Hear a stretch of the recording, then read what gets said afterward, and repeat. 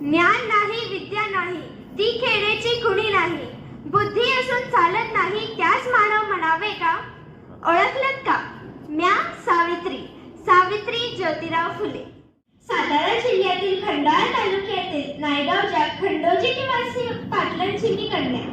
अवघ्या 9व्या वर्षी ज्योतिराव फुले नावाच्या माणसाशी माझं लग्न झालं आणि हळूहळू मला कळायला लागलं ज्या माणसाशी माझं लग्न झालंय तो काही साधा सुद्धा माणूस नाही, तर या जगाला ऊर्जा देणारा एक क्रांती सूर्यच आहे.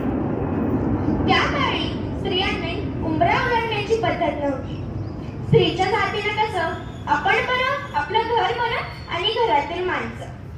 स्त्री पुरुष उच्च नीच असे लय भेदभाव होते आणि त्या सर्वांवर एकच उपाय होता, ते म्हणजे शिक्षण. शिक्षणाचा ध्यास हा एकच खूण ज्योतिरावांच्या मनात होता. एकदा शिक्षणाचा प्रसार करत असताना त्यांना फरार नावाच्या ब्रिटिश मॅडम म्हणाल्या, मिस्टर फुले, तुम्हाला शिक्षणाचा प्रसार करायचा आहे ना? So educate your women first, because when a woman will get educated, then your whole house will get educated. पण तुम्ही माणसं वुमनला घराच्या बाहेरच पडू देत नाही. So bad, मिस्टर फुले. झालं.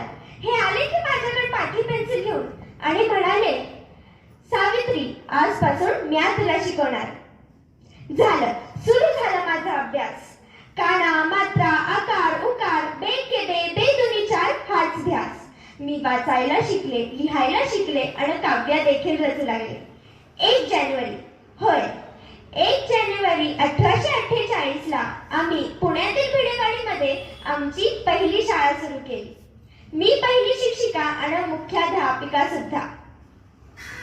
शेपटासारखं जगलात तर काम तमाम होईल. शेपटासारखं जगलात तर काम तमाम होईल, पण जर वाघासारखं जगलात तर नाव होईल. पण हा समाज मात्र धर्म बुडाला म्हणून कोल्हेकुई सुरू होती. अहो, एखाद्या सर्वसामान्य माणसाने जर शिक्षण घेतले तर कुठला धर्म बुडतो? एवढा टकलादू असू शकतो का हो हा धर्म? अहो, धर्मासाठी माणूस आहे की माणसासाठी धर्म?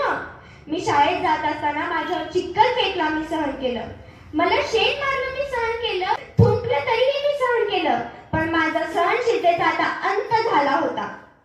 एक पुरुष माझ्या समोर येऊन थांबतो आणि मला म्हणतो, ए टावळे, कोठे निघालीस? आधी आमच्या पोरी बाळींना शिकवणं बंद कर. तुला तुझी अब्रू प्यारी आहे की ते शिक्षण? कदाचित त्याला माहित नसावं, मी सुद्धा ज्योतिरावांची पत्नी आहे. अशी घेतली आणि संत त्याच्या कानाखाली लावून दिली आणि सुनावलं, आज आलाय थोबाड फुटले, उद्या आला तर तुझ्या रक्ताने या धरतीला रंगवेल. स्त्री कुठल्याही जातीची असू, कुठल्याही धर्माची असू, तीही बाईपणातच आलेली असते. अहो, एखाद्या स्त्रीचा नवरा वारला म्हणून तिने सती जायचं? अहो, आपला नवरा वारला त्यात तिची काय चूक? या सर्वांसाठी आम्ही काम केलं. इंग्रज राज्यांनी सतीबंदी प्रथा सुरू केली. एका विधवा महिला काशीबाईच्या मुलालाच म्हणजे यशवंताला आम्ही दत्तक घेतले. त्याच्या तुरुतुरु धावण्याने कसं आमचं अंगण भरून जायचं. त्याला वाढवलं, मोठं केलं आणि डॉक्टर देखील बनवलं. अशातच पुण्यात प्लेगची साथ पसरली होती. लोक मरून घराघरा पडू लागली होती. मी यशवंताला सांगितलं, यशवंता, आपल्याला हॉस्पिटल उभारायचंय. त्यांनी हॉस्पिटलही उभारलं. आम्ही सर्व रुग्णांवर उपचार सुरू केले. पण प्लेग मात्र हा संसर्गजन्य होता. तो कधी ना कधी मला देखील होणार होता. मुळीतच आम्ही जगलो तर ह्या समाजासाठीच ना. जर याचसाठी मरण पत्करावे लागले तर मरणा तुझं स्वागत आहे. सावित्रीची सावित्रीबाई झाली. सावित्रीबाईची सावित्रीमाई देखील झाली. बघता बघता आमच्या 18 शाळा झाल्या. सती प्रथा, केशवपन या सर्वांवर आम्ही मात केली. कारण आनंद होता तो आयाबाया शिकण्याचा. म्हणून म्हणते विद्येविना मत्ती गेली, मत्तीविना गत्ती गेली. विद्येविना मत्ती गेली, मत्तीविना गत्ती गेली. गत्तीविना वित्त गेले, वित्तविना शूद्र खचले. आणि एवढे अनर्थ एका अविद्येने केले. म्हणून म्हणते, मुलींना वाचवा, मुलींना शिकवा.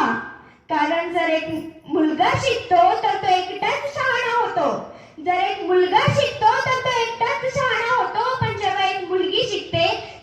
संपूर्ण घराण्याला शहाणी करते. मुलींना शिकवा आणि देशाची साक्षरता वाढवा.